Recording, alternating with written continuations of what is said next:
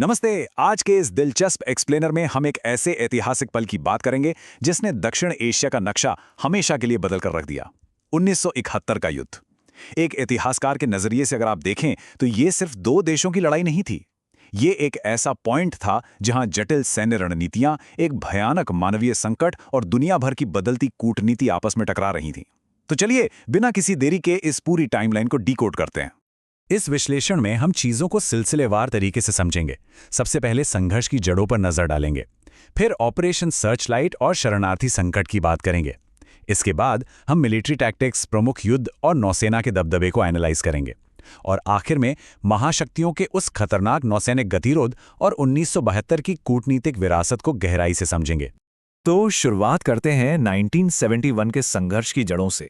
आखिर वो क्या भौगोलिक, भाषाई और राजनीतिक दरारें थीं जिन्होंने इस महायुद्ध की नींव रखी? देखिए, इस तनाव की कहानी रातों रात नहीं लिखी गई थी।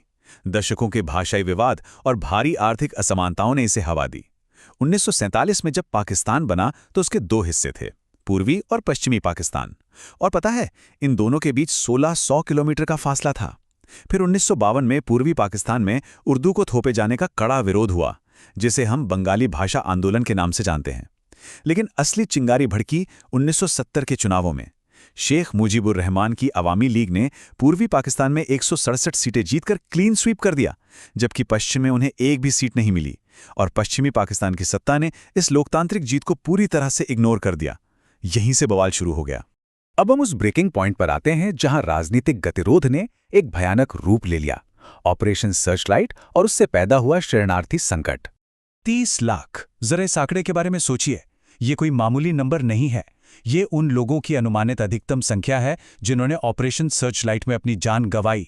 25 मार्च 1971 की उस खौफनाक रात को पाकिस्तानी सेना ने पूर्वी पाकिस्तान में ये क्रूर सैन्य दमन शुरू किया था। उनका सीधा निशाना थे बंगाली नेता, छात्र और बेगुनाह नागरिक। ये एक ऐसा पल था जब एक अंदरूनी राजनीतिक विवाद देखते ही देखते एक भयंकर अंतर्राष्ट्रीय मानवीय संकट में बदल गया। और इस भयानक हिंसा का नतीजा क्या हुआ? 1 करोड़, जी हां, लगभग 10 मिलियन लोग अपनी जान बचाकर सीमा पार करके भारत आ गए। आप कल्पना कर सकते हैं कि इतने कम समय में इतनी बड़ी आबादी का विस्थापन कितना बड़ा एडमिनिस्ट्रेटिव और आर्थिक बोझ रहा होगा। भारत के लिए रातों रात करोड़ों शरणार्थियों को संभालना लगभग असंभव हो रहा था। और सच कहें तो इसी अभूतपूर्व संकट ने अंततः भारत को इस संघर्ष में हस्तक्षेप करने पर मजबूर कर दिया। जब यह संघर्ष एक फुल स्केल युद्ध में बदला तो कई मोर्चों पर एक साथ लड़ाई शुरू हुई। चलिए देखते हैं कि इस बहुमोर्चा युद्ध में गुरिल्ला और पारंपरिक रणनीतियां कैसे काम कर रही थीं। भारतीय सेना की रणनीति यहां बहुत ही दिलचस्प थी। उन्होंने भूगोल के हिसाब से दो बिल्कुल अलग अप्रोच अपनाई। पश्चिमी मोर्चे पर उनका स्टैंड एकदम डिफेंसिव था, यानी सिर्फ अपनी सीमाओं को होल्ड करना और दुश्मन की घुसपैठ को नाकाम करना। लेकिन पूर्वी मोर्चे पर वहां कहानी बिल्कुल उल्टी थी। वहां भारतीय सेना ने बेहद आक्रामक, तेज और पूरी तरह से कोऑर्डिनेटेड मूवमेंट्स का इस्तेमाल किया ताकि दुश्मन को संभलने का एक मौका भी ना मिले। पूर्वी मोर्चे पर इस आक्रामक रणनीति को सफल बनाने में मुक्ति वाहिनी का बहुत बड़ा हाथ था। भारतीय सेना ने इन्हें खास तौर पर गुरिल्ला युद्ध के लिए ट्रेन किया था। ये लोग वहां के नदी नालों और दलदली इलाकों को अपने घर की तरह जानते थे और हिट एंड रन रणनीति में माहिर थे। दूसरी तरफ थी पाकिस्तानी सेना, जो भारी टैंकों और परंपरागत युद्ध पर निर्भर थी। अब आप ही सोचिए, उस अपरिचित और पानी से भरे इलाके में उनके भारी भरकम बख्तरबंद वाहन और लंबी सप्लाई लाइन किस काम की? उनकी ये कन्वेंशनल टैक्टिक्स मुक्ति वाहिनी के सामने पूरी तरह फेल हो गईं। अब हम आगे बढ़ते हैं और बात करते हैं उन प्रमुख युद्धों और नौसेना के दबदबे की, जिन्होंने थल, वायु और समुद्र तीनों जगह इस युद्ध की दिशा तय की। आधिकारिक तौर पर युद्ध का विस्तार हुआ 3 दिसंबर 1971 को।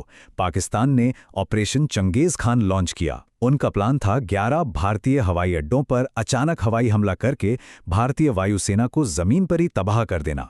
लेकिन ये प्रीएम्प्टिव स्ट्राइक बुरी तरह फेल हो गई। भारतीय वायुसेना पहले से अलर्ट थी और उन्होंने तुरंत ऐसे जबरदस्त जवाबी हमले किए कि दुश्मन के कई एयरबेस भारी नुकसान का शिकार हुए। यहीं से ये युद्ध अपने फुल स्केल रूप में आ गया। जमीनी लड़ाई की बात करें तो लोंगेवाला का युद्ध एक मास्टर क्लास है। जरा सोचिए, केवल 120 भारतीय सैनिकों ने रात भर 2000 पाकिस्तानी सैनिकों और 59 टैंकों की पूरी खेप को रोके रखा। कैसे? उन्होंने बहुत ही चतुराई से रेत के ऊंचे टीलों का फायदा उठाया। पाकिस्तानी टैंक जब आगे बढ़े तो कंटीले तारों को बारूदी सुरंग समझकर उलझ गए और रेत में धंस गए। और फिर जैसे ही सुबह की पहली किरण फूटी, भारतीय वायुसेना के विमानों ने आसमान से कहर बरपाकर दुश्मन के टैंकों को नेस्तनाबूद कर दिया।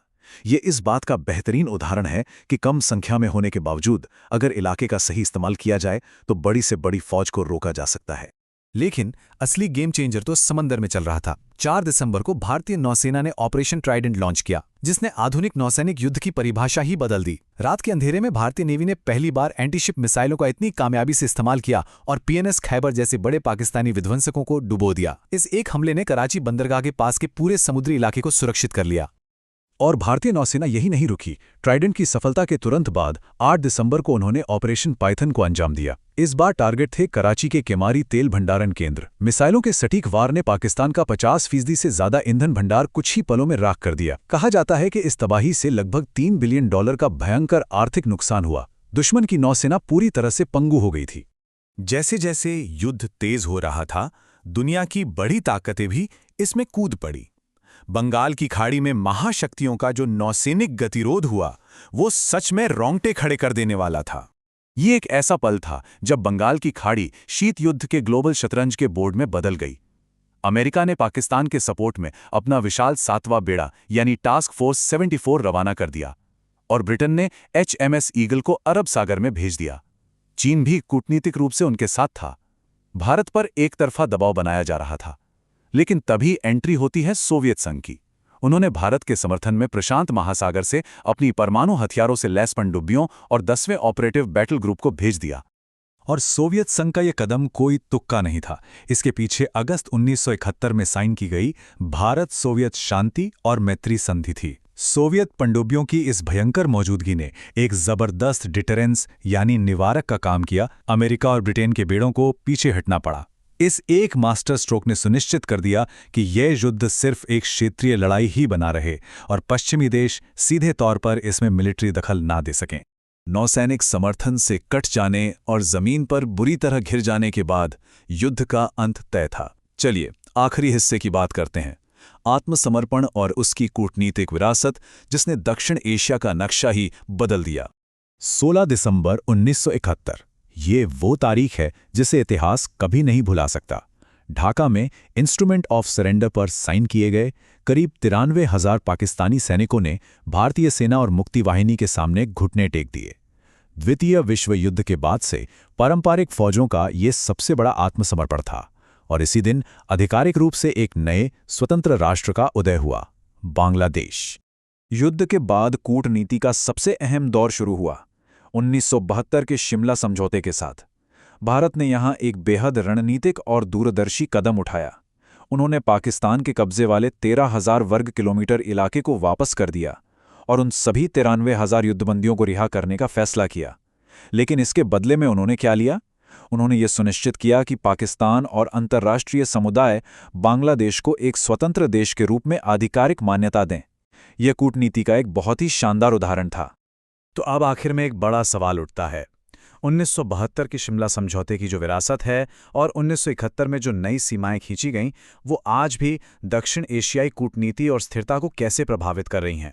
ये युद्ध सिर्फ इतिहास के पन्नों में दर्ज एक घटना नहीं है, बल्कि इसने आधुनिक दक्षिण एशिया में ताकतों और गठबंधनों के उस नाजुक संतुलन को जन्म दिया है जिसे हम आज भी महसूस करते हैं।